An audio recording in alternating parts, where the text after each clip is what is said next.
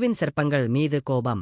ருருவின் தரிசனத்தால் பாம்பின் உருவத்திலிருந்து விடுதலை அடைந்த சகஸ்ரபாதர். ஆனால் ருருவின் பாம்புகளுக்கான கோபம் குறையவில்லை.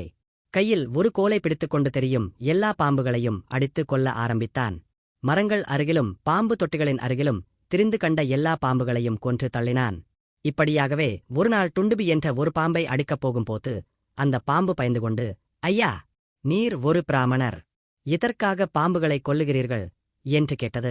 ருரு அதற்கு பதிலளித்தான், என் பெயர் ருரு. நான் பிரமத்வரை என்ற பெண்ணை ஆழமாக நேசித்தேன். ஆனால் அவளை ஒரு பாம்பு கடித்ததால் அவள் உயிரிழந்தாள். அந்த சோகத்தால் நான் பாம்புகளை வெறுத்து கொன்று கொண்டிருக்கிறேன். உன்னையும் கொல்வேன் என்று கூறினான். அந்த பாம்பு உடனே ஒரு முனிவராக மாறி ருருவின் முன் நின்றது. கக முனிவரின் வரலாறு. ருரு ஆச்சரியப்பட்டு, ஐயா, நீங்கள் ஒரு மனிதராக மாறியது எப்படி? இதற்கு என்ன காரணம் என்று கேட்டான். அதற்கு அந்த முனிவர் பதிலளித்தார், நான் சகஸ்ரபாத முனிவன். எனது நண்பர் கக முனிவனுடன் இருந்தேன். ஒருநாள் கக முனிவர் அக்னி கர்மா செய்து கொண்டிருந்தபோது நான் வேடிக்கைக்காக ஒரு புல்லால் செய்த பாம்பை அவர் மேல் போட்டுவிட்டேன்.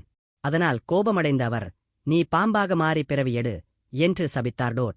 நான் அவரை பணிந்து மன்னிப்பு கேட்டபோது, ஒருநாள் ருரு என்ற பிறகு வம்சத்தில் பிறந்தவர் உன்னை காணும்போது உனக்கு மீண்டும் முனிவரின் வடிவம் கிடைக்கும் என்று அவர் அருள் செய்தார். பிறகு சகஸ்ரபாத முனிவர் ருருவை சமாதானப்படுத்தி, அண்ணா, நீர் பிராமணராக இருப்பதால் தயவு கொள்ள வேண்டும். உன் முன்னோர்களின் சீடரான ஆஸ்திக முனிவர் ஒரு காலத்தில் சர்ப்பயாகத்தில் பலி கொடுக்கப்பட்ட பாம்புகளை காப்பாற்றினார்.